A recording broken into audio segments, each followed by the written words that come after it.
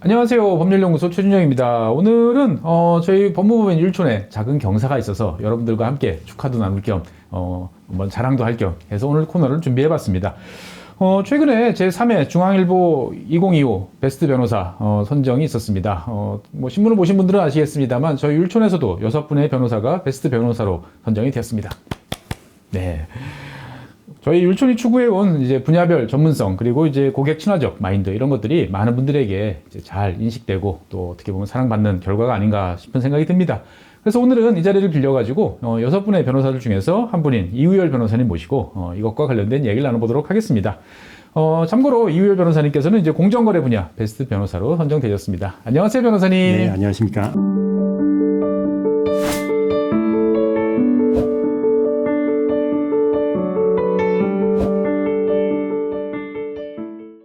일단 먼저 축하드립니다. 감사합니다. 네, 축하 인사 많이 받으셨죠? 네, 많은 분들 연락 주셔가지고. 네. 네, 일단은 뭐 여기 나오셨으니까 간단한 자기소개부터 한번 해주시죠. 네, 안녕하십니까. 저는 율촌 공정거래그룹 이우열 변호사입니다. 저는 율촌 공정거래그룹에 입사한 지 이제 약 13년 정도 됐고요. 13년 동안 지금 공정거래 업무를 담당하고 있습니다. 이야, 13년 동안 그러면 입사하자마자부터 계속 공정거래. 예. 대단하실 것 같은데. 이게 사실 이제 변호사분들이 처음에 입사하셔가지고 어떤 업무를 담당하지? 라고 이제 하면은 뭐 여러 가지 선택의 기로에 이제 서는 것 같은데. 네. 변호사님께서도 이 여러 가지 선택의 기로 중에서 공정거래 분야를 선택하신 건가요? 아니면 어릴 때부터 나는 공정거래가 좋아. 이렇게 선택을 하신 건가요? 저 같은 경우는 원래 저는 군법무관 이제 공군법무관 마치고 2013년도에 입사를 네네. 했는데 네. 처음 입사할 당시에는 솔직히 말씀드리면 제가 그 M&A를 담당하는 CNF 부서로 입사를 했습니다. 네, CNF 부서로 입사를 했을 때 네네. 제가 1년차 때는 저희 율촌 같은 경우는 1년차 변호사들한테 네. 이제 두 가지 분야를 1년차 때 경험할 수 있는 기회를 줬고요. 네네. 제가 M&A 변호사로 한 반년 정도 네. 1년차를 보내고 그리고 이동해서 이제 공정거래 분야에서 이제 한 반년을 보냈는데 최종적인 선택을 제가 네. 공정거래 그룹으로 하게 된 것입니다. 그 선택에 대해서는 후회 없으십니까? 전혀 없습니다. 되게 부럽네. 어떻든 이 6개월씩 경험을 해보시고, 그 다음에 13년 동안 지금 공정거래 업무를 계속 해오고 계시는데, 사실 저도 여러 업무를 해왔습니다만, 한 일을 이제 10년씩, 뭐, 공정거래 분야도 이제 폭이 넓습니다만, 어떻든 이 10년 넘게 한다는 것은 뭔가 그 분야의 매력, 재미, 이런 것들이 나름대로 있어야 될 것 같은데, 우리 이 변호사님께서 생각하시는 공정거래 분야의 업무의 이제 매력, 어떤 것이 있을까요? 미미한 경험을 했습니다만은 그 제가 M&A 분야랑 제 공정거래 분야 약간만 제 생각에 비교를 했을 때는 네. 그 공정거래 그룹 같은 경우에는 저희가 처리하는 업무가 기본적으로 공정거래위원회에서 그렇죠. 이제 담당을 하시는 업무이고 네. 공정거래위원회가 정부의 정책 방향에 따라 이제 법을 집행하시는 거고 그 집행 과정에서 이제 기업이나 이제 그 상대방, 어떻게 보면 네. 공정의 상대방 그렇죠. 측에서 도움이 필요하면 저희가 이제 그 부분을 좀 도움을 드리는 게 주된 업무인데요. 네. 저희가 하는 업무 자체가 이제 공정거래위원회를 상대로 한 업무다 보니까 그 업무가 미치는 영향이 굉장히 그 사회적으로 큰 영향력을 갖습니다. 그렇죠. 그 예를 들어서 공정위에서 어떤 가맹본부, 네. 가맹본부에 대한 조사나 뭐 제재를 규제를 하겠다라고 네네. 하면 그게 이제 일단 특정 가맹본부에만 영향을 미치는 그렇죠. 게 아니라 대한민국 전체 자영업에 네, 이제 일파만파 영향을 미치죠. 맞습니다. 보면은. 그런 식으로 굉장히 많은 사회적 영향력이 있다 보니까 제가 네. 생각했을 때는 저희 공정거래 분야에서 하는 업무 자체가 우리 사회적으로 굉장히 큰 의미가 있다. 이 부분을 좀 잘 집행하고 공정위의 법 집행 방향이 제대로 갈 수 있도록 합리적인 방향으로 갈 수 있도록. 네, 맞습니다. 예, 합리적인 방향으로 갈 수 있도록 도움을 드리는 게 네. 제 생각에는 저희 사회적으로도 의미가 있고 저희 기업 입장에서도 의미가 있고 네. 기업이 잘 되면 결국 그 그렇죠. 안에 계시는 분들도 또 아주 긍정적인 영향을 받기 때문에 좀 의미 있는 업무라고 많이 생각하고 있습니다. 그러니까 이제 일 자체도 그렇지만 일을 하시다 보니까 그 결과가 미치는 영향, 파급 효과 이런 것들이 이제 네, 어떻게 보면 참 내가 중요하고 큰 일을 한다 이렇게 생각이 드시는 것 같은데 사실 이제 많은 분들께서 이제 공정거래 분야라는 것들이 이제 뭐 담합도 있고 여러 가지 이제 있는데 이 공정거래 분야 업무의 가장 큰 특징 몇 가지만 한번 좀 말씀해 주시죠. 일단은 제 생각에 가장 큰 특징은 네. 그 공정거래 업무를 수행함에 있어서 결국 공정거래법이라는 기본적인 법률이 예. 있는 거고 그 법률이 규제하고자 하는 어떤 산업 영역이 있는 것 같습니다. 그런 공정거래위원회가 매년 연초에 이제 업무 계획을 발표할 때 어떤 산업 분야를 집중적으로 조사나 감시를 해보겠다 이런 걸 항상 발표를 하십니다. 그래서 미리 방향을 제시해 주시는군요. 미리 방향을 제시해 주시고 그래서 이제 그 해당 분야의 어떤 산업적인 전문성 네네. 이제 그런 걸 갖추는 게 상당히 중요하다고 생각이 들고요. 실제로도 이제 최근에 진행 중인 그 은행의 어떤 담보인정 비율 (LTV) 이런 네네. 담합건이 최근에 지금 이슈가 되고 공정위 심의가 사실 진행 중인데 네네. 이런 은행의 담합건을 저희 공정거래 담당 변호사가 처리하기 위해서는 네네.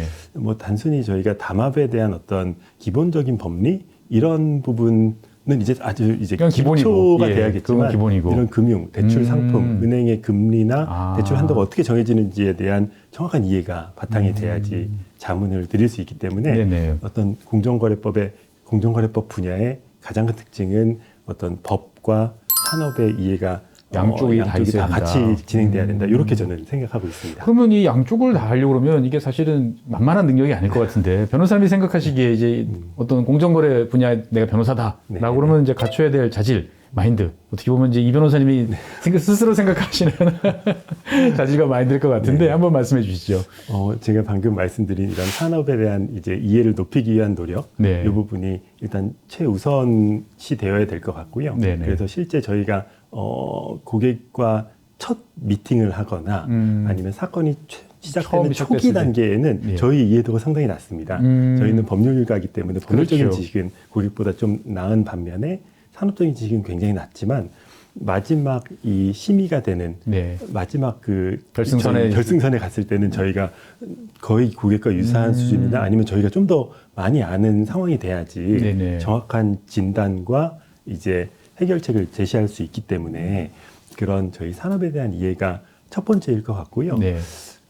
제 생각에는 두 번째로 또 필요한 이제 자질 역량이라고 하면 저희 공정거래법이 사실 저희가 흔히 생각하는 사법, 네. 민법과 다소 좀 차이 나는 부분이 있습니다. 있죠. 네. 예를 들어서 이제 저희가 민사적인 이 송무를 담당하시는 변호사님들이나 이런 분들은 이제 계약 관계, 어떻게 보면 당사자 간에 서로 합의했으면. 합의한 계약이 굉장히 좀 중요하고 합의했으면 된 거 아니야? 네. 이런 게 이제 어떻게 보면은 가장 사법의 기본이죠. 되는 거고 사실 어떻게 보면 해외에서도 이런 아주 공통되는 이제 계약 자유의 원칙이나 사적 자치의 원칙 이런 부분들이 반영이 되는데 그 공정거래 관련된 분야는 여기서 조금 이제 예외를 좀 두는 것 같습니다. 국가가 개입할 만한 어떤 사인 간의 관계에 네네. 불공정성 또는 그 갑을 관계가 있는지 그걸 저희가 이제 거래상 지위 또는 네네. 이제 많게는 이제 시장 지배적 지위 이렇게 표현을 하는데 그런 거래상 지위를 가지고 있는 자가 어떤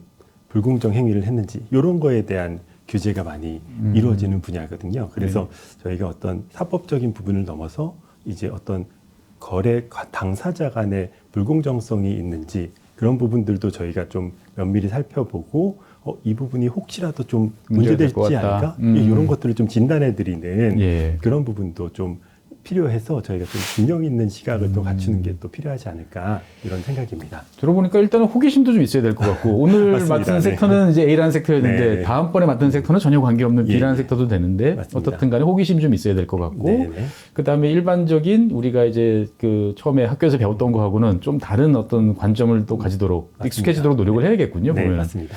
야, 이게 쉽지 않은 분야일 것 같은데 변호사님께서 이제 13년 동안 공정거래 업무 여러 개 이제 하셨는데 이제 기억에 남는 일들이 되게 많으실 것 같아요. 네. 예, 그래서 이 자리에서 한번 자랑 겸 기억에 남는 뭐 이런 네, 것들 있으면 한번 말씀해 주시죠.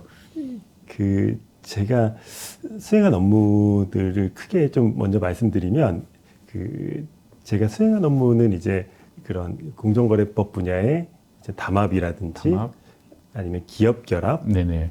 또는 이제 불공정 거래 행위 관련된 분야들이 이제 주로 저희가 다루는 이제 큰 이슈들인데요. 제가 가장 기억에 남는 건 그 중에서도 이제 기업 결합 이슈입니다. 네네. 기업 결합 이슈 중에 최근에 처리된 건 중에 하나가 이제 하나그룹이 이제 대우조선해양을 인수하는 그래서 하나오션으로 바뀐 딱 그 상황인데요. 이거는 굉장히 좀 국가적으로 중요한 그렇죠. 딜이었고 사실 저희 조금만 배경을 설명드리면 하나오션이 사실 예전에 대우조선 해양일 당시에 네. 이제 산업은행 체제 하에 있었고요. 그렇죠. 저희 국내는 이제 뭐 현대중공업, 대우조선해양, 삼성중공업 이런 유수의 네. 조선사들이 사실 세계적으로는 굉장한 이제 조선사들인데 맞습니다. 그 중에서도 대우조선해양이 조금 이제 재정적인 어려움이 있어가지고 그 재정적인 어려움을 좀 타개하고자 이제 매각 절차가 진행이 진행됐었죠. 됐고 그 진행되는 과정에 첫 번째로는 1차적으로 이제 인수하려고 했던 데는 이제 현대중공업입니다. 맞습니다. 네, 현대중공업이 요거를 인수하려고 진행을 하시다가 네. EU 경쟁 당국에서 이 기업 결합 심사를 하시다가 이걸 불허 조치를 아, 취했습니다. 이게 또 해외에서도 또 그 관여를 할 수 있군요. 예, 보면은. 맞습니다. 이 건이 이제 실제 두 조선사들 같은 경우는 이제 전 세계적으로 LNG선을 만든 독점이 될 수 있기 때문에. 예, 맞습니다. LNG선 시장에 독점의 우려가 있고 네. 그 수요자들이 이제 EU에 있는 수요자들이 아. 우려를 제기하신 걸로 좀 이해가 되는데 네네. 그런 이 기업 결합이 진행이 되다가 불발된 상황에서 대우조선해양은 좀 더 어려운 상황에 처하게 됐고요. 그렇겠네요. 그렇기 때문에 이제 그러던 중에 이제 국가적으로 봤을 때 중요한 이 기업을 이 하나그룹에서 인수하겠다라는 결정을 내리셨던 것 같고 네네. 그때 실사 과정에서 사실 저희 조선업 같은 경우는 하도급 이슈가 상당히 많습니다. 많죠. 네. 근데 이제 저희 하나그룹이 처음 조선업에 진출하는 상황이었기 때문에 진출한 이후에 어떤 그 조선과 관련된 하도급 이슈가 있을지 우발적인 또 리스크가 우발적인 리스크가 있을지 그런 부분들 저희 점검하고 예. 향후에 이 하도급과 관련된 이슈가 발생하지 않도록 하는 어떤 매뉴얼을 만들어드리는 작업을 했는데 네네. 이 작업이 이제 1차적으로 실사를 진행하는 과정에서 진행이 됐고요. 네. 그다음 계약이 체결된 이후에 기업 결합 신고를 저희가 진행을 또 했는데 공정거래위원회 또 관할이죠. 맞습니다. 네. 그래서 공정거래위원회 저희 국내 공정거래위원회에 신고를 하고 EU, 중국, 또 해외 일본과 또 같은 한 10개국 정도 되는 해외 경쟁 당국에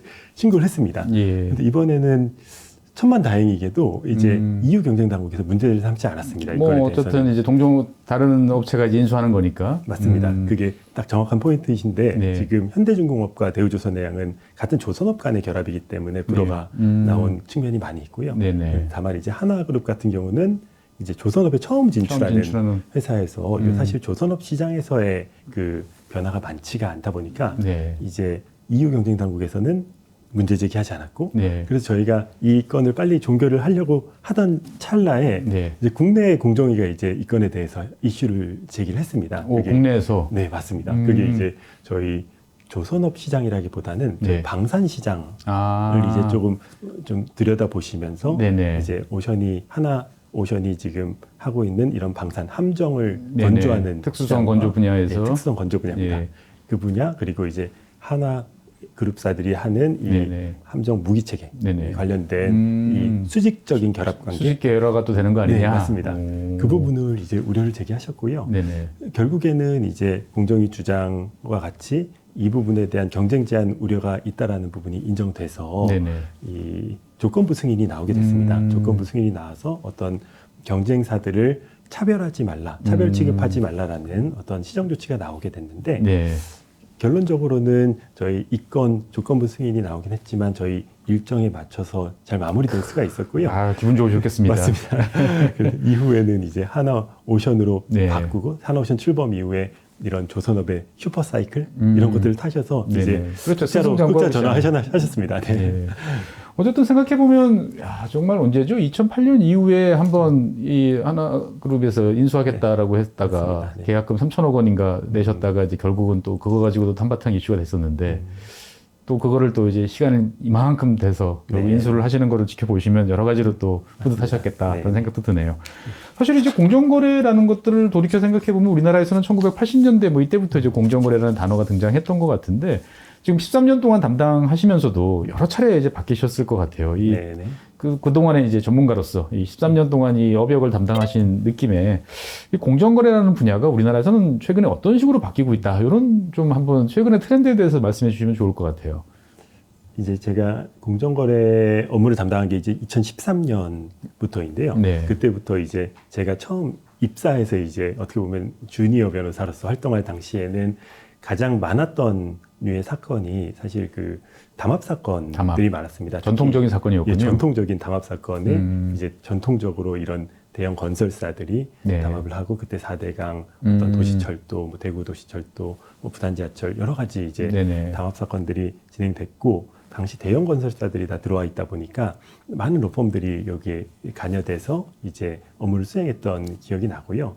그 초기 이후에 2015년 중반 이후부터는 네. 그때 이제 공정거래위원장님이 이제 김상조 위원장님이 부임하신 이후에 상당히 강도 높게 이제 재벌에 대한 규제, 규제, 그러니까 공정, 뭐 시작됐습니다. 이런 네, 공정 또 예. 그래서 이제 내부 거래들을 이제 들여다보기 시작하셨고 네네. 그래서 기업 집단국이라는 게 그때 신설이 되면서 내부 거래, 그리고 부당 지원, 그리고 사익 편취 네네. 이런 분야에 대한 이제 강한 규제가 있었던 걸로 제 기억이 납니다. 그게 벌써 10년 전이군요. 그게 보면. 10년 전이고요. 예. 그리고 최근에는 이제 가장 좀 이슈가 되는 그런 분야는 아무래도 그 플랫폼 분야, 네네. 온라인 플랫폼이 되지 않을 수 없을 것 같은데요. 네네. 저희가 최근 들어 이제 오프라인을 넘어선 거는 이제 오래된 상황이고, 네.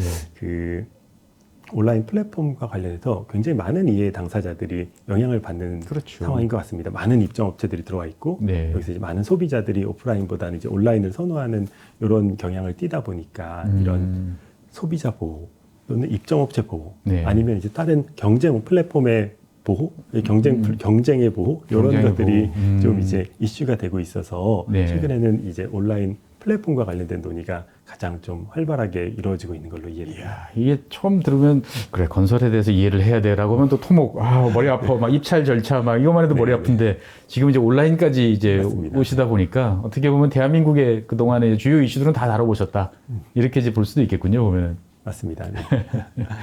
사실 이제 기업 입장에서 봤을 때는 이제 여러 가지로 항상 사회적인 요구 또 정치적인 또 이런 여러 가지 상황이 변화하면서 과거에는 이거 별 문제 없었는데 지금은 자꾸 이제 문제가 돼요라는 불만을 많이 가지실 것 같아요. 근데 이제 어쨌든 이제 자꾸 여기저기서 뭐 기업한테 요구하는 수준은 높아지고 네. 과거의 관행대로 하면 안 된다고 그러고 형 여러 가지로 좀 당황스러울 것 같은데 이 기업들 입장에서 봤을 때는 이 변화하는 환경 속에서 이 공정거래라는 이 분야를 어떤 식으로 바라보고 다뤄야 되는 게 좋을까요? 말씀하신 것처럼 공정거래 분야의 규제 환경이 계속 변화합니다. 대표적인 예로 지금 정보교환 담합이라는 담합 규정이 정보 교환 담합. 네. 네. 저희가 전통적인 이제 가격 담합이나 입찰 담합과 별도로 네. 저희 정보교환 행위 자체를 이제 담합으로 규율하는 법이 2021년 12월 30일 제정이 돼서 예, 예. 그때부터 시행이 되고 있습니다. 그래서 예전에는 이제 저희가 합의를 하지 않고 단순 정보 교환만 있는 경우에는 담합으로 규율이 안 됐는데 네네. 담합으로 그걸 규율했다가 이제 대법원에서 취소된 판례들이 꽤 있습니다. 그런 반면에 최근에는 이 법이 신설돼서 조항이 신설이 돼서. 네, 공정위가 그 부분을 가지고 적극적으로 법을 집행하려고 하고 있습니다. 그렇기 때문에 저희 그 대표적인 예가 지금 은행의 정보 교환 담합도 그런 류의 담합으로 지금 의율이 되고 있는 건데 네네. 그런 법 규제가 신설되는 이런 환경에 대해서 이제 당연히 기업에 계신 분들도 모니터링을 하실 필요가 있고 네. 그 대부분 기업들에서 나름 자체적인 이제 컴플라이언스 프로그램을 가지고 계십니다. 예를 들어서 컴플라이언스 프로그램 내에 또 이제 그 준법 교육, 네네. 이런 컴플라이언스 교육, 공정거래 교육 이런 것들을 이제 진행하고 계시고 저희도 많이 이제 도움을 드리고 하는데 그런 교육을 통해서 이 변화되는 규제 환경을 좀 이해하실 필요가 있겠다라는 게 저는 첫 번째 좀 드는 생각입니다. 이게 쉽지 않을 것 같아요. 왜냐면은 같은 업계에 계신 분들은 서로 밥도 먹고, 맞습니다. 뭐 종종 뭐 이렇게 또 개인적인 인연도 있고, 그러다 보니까 서로 그냥 물어보고, 네. 어려운 일 있으면 너희는 어떻게 결정하느냐, 우리도 좀 물어보자. 뭐 이게 사실은 되게 일하는 방식인데, 이제는 그런 것도 맞습니다. 안 되는 거네요, 보니까. 이 정보교환 담합에서 이제 정보교환의 방식이 사실 네. 굉장히 또 중요할 수가 있는데요. 예를 들어서 공개된 정보를 이렇게 공개된 방식에 따라서 정확한 방식에 따라서 이렇게 이 교환하는 건 이제 리스크가 낮을 수 있는 뭐 반면에 협회나 이런 곳에서 네, 모여가지고 맞습니다. 네. 공식적인 컨퍼런스에서 뭐 맞습니다. 서로 이렇게 이야기하는 건 상관없는데. 네. 근데 사적인 모임, 방금 말씀하신 식사를 하거나 네. 아니면 골프 모임, 네. 네, 이런 이 사적인 모임을 경쟁사 간에 하는 것 자체가 굉장히 예. 좀 공정거래 규제 관점에서는 좀 뭐랄까 굉장히 좀 의심스러운 네. 행위이고요. 저희 최근에 뭐 드라마에서도 이제 그런 골프 모임이 이제 문제된 게 이제 나왔습니다만은 그런 골프 모임이나 저녁 모임 이런 사적인 모임은 저희가 절대 해서는 안 된다라는 부분을 제가 이제 가는 컴플라이언스 교육마다 이제 빼놓지 않고 항상 이제 빼놓지 않고 강조해드리고 있습니다. 야, 이게 좀 낭만이 없어지는 것 같은데요. 이 뭐 같은 업계에 있는 사람끼리 싸울 땐 싸우더라도 술 한잔 하고 뭐 이러면서 또 서로 같은 업계에 있는 이런 건데 이제는 이런 행위는 문제가 될 소지가 크다. 네, 저희 경쟁자 간에는 뭐 낭만은 있기 힘든 상황으로. 어쨌든 상황이 계속 변하는 만큼 또 변호사님께서도 그 입장에 맞춰서 또 부지런히 또 공부도 하시고 업계도 이제 알려주셔야 되는데 어쨌든 베스트 변호사로 선정이 되셨고 그래서 어떻게든 본인이 이제 13년 동안 해오신 일에 대해서 나름대로 사회적으로 이제 인정을 받으신 건데 뭐 앞으로의 또 포부가 또 있으실 것 같아요. 또 생각하시는 어떤 미래, 네, 본인의 미래에 대해서 한번 좀 말씀해 주시죠.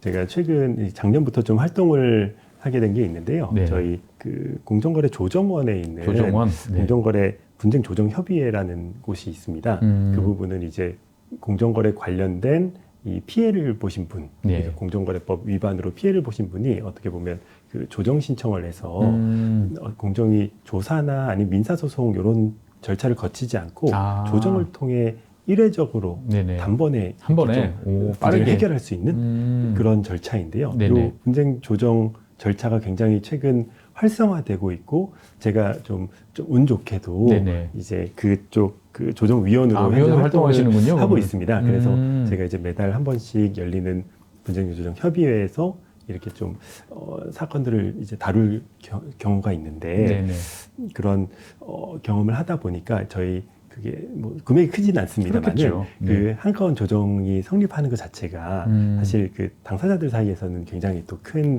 사활이 걸린 문제죠. 또 특히 기업들 굉장히 좀 이 건으로 인해서 이 사건으로 인해서 좀 경영이 어려워지신 기업들 같은 경우는 어떻게든 빨리 좀 자금을 받을 수 있는 수단이 되고 하는데 제가 좀 이제 이건 아주 먼 미래로 좀 생각하고 있습니다만은 좀 기회가 된다면 더 많은 경험을 제가 쌓아서 이런 조정위원이나 또 다른 좀 현명한 판단을 내려줄 수 있는 이런 위치에 좀 올라가서 제가 좀 이런 좀 더 많은 역할을 할 수 있는 그런 기여를 하고 싶습니다. 야, 이 바쁘신 와중에 또 공적인 또 어떻게 보면 공공의 선에 또 기여하는 여러 이제 업무를 하고 계시는데 마지막으로 이제 하나 여쭤보고 싶은 거는 이제 뭐 계속 이제 로스쿨 졸업한 변호사들이 또 있고 또 율촌에 입사하고 싶어하는 많은 친구들이 있고 또 그 중에서도 또 공정거래 또 분야에 오려고 하는 친구들이 있을 것 같은데 저는 공정거래가 좋아요. 이 분야에서 진출을 하고 싶어요. 그러면은 무엇을 준비해서 들어오는 게 좋다라는 말씀을 한마디 해주시면 좋을 것 같습니다. 제가 생각하기에는 공정거래 분야의 변호사는 그 로펌의 변호사 중에서도 굉장히 좀 특수한 아주 꽃과 같은 존재인 것 같습니다.